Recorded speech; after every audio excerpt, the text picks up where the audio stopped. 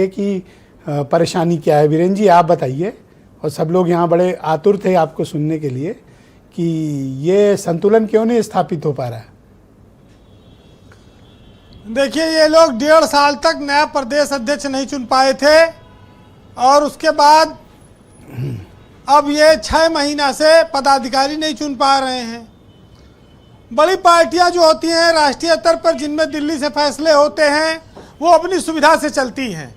उनको ज़रूरत है तो तुरंत फैसला होगा।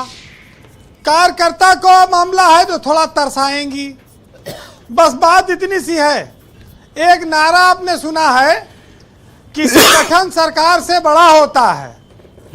अब आप सोच लीजिए कि जैसे सरकार बनती है तैसे संगठन बौना हो जाता है और नेता चिल्लाने लगते हैं कि संगठन सरकार से बड़ा है और गमले में लग गया है संगठन।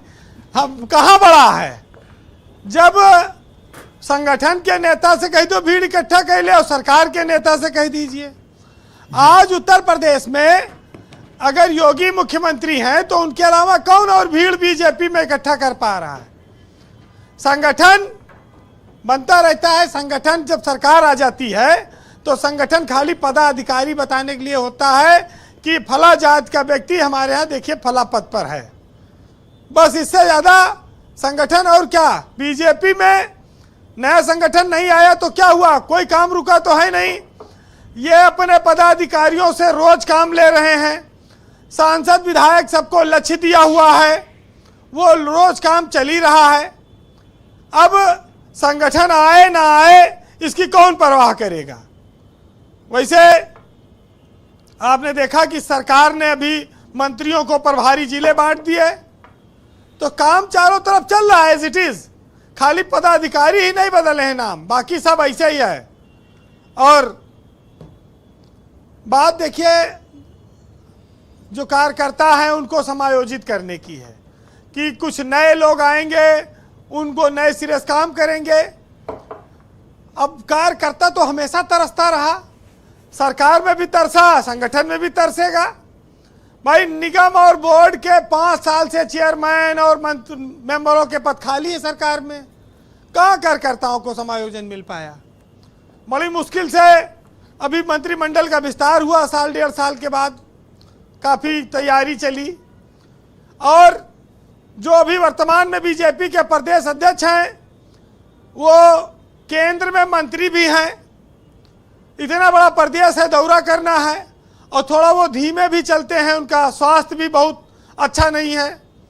तो अब एक आदमी को 75 जिलों में दौड़ना भी है, संगठन भी बनाना है, दिल्ली मीटिंग भी करनी है, अपना मंत्रालय भी संभालना है।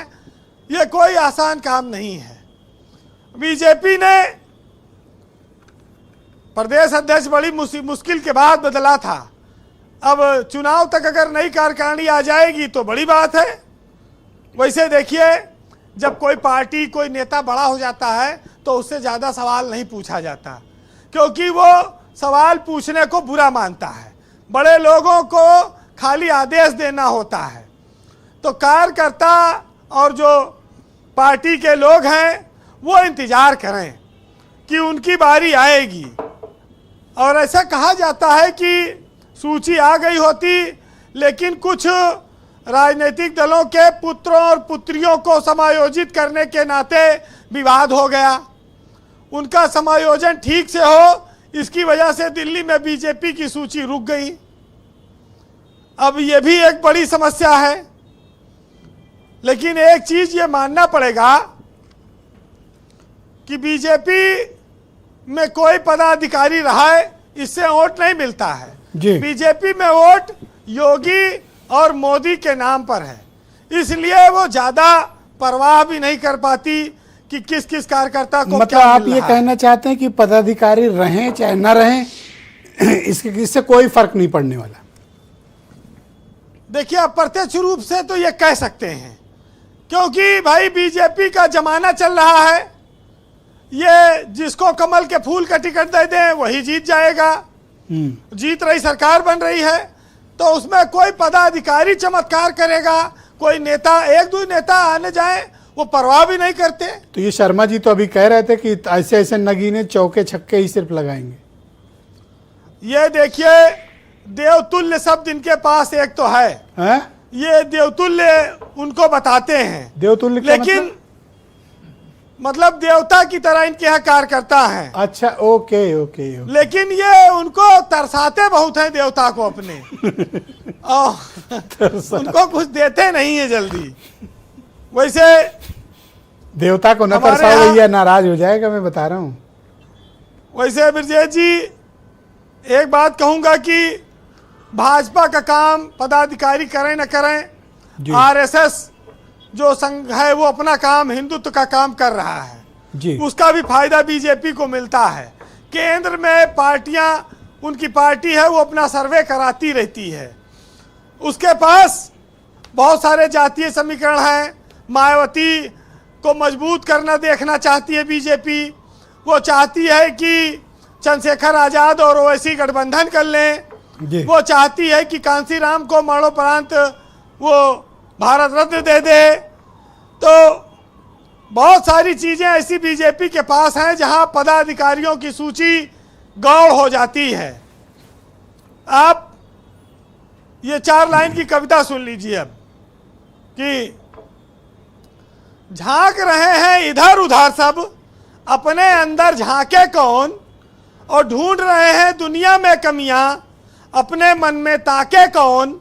जी और दुनिया सुधरे सब चिल्लाते हैं, खुद को आज सुधारे कौन।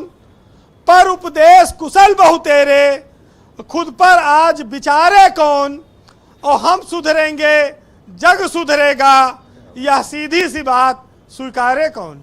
वाह, अब आपकी यही बात मैं शर्मा जी तक पहुंचाता हूं। बहुत शुक्रिया वीरेन जी हमारे साथ जुड़ने के लिए, अपना फीडबैक, ओपिनियन और पॉलिटिकल ऑब्जर्वेशन के लिए।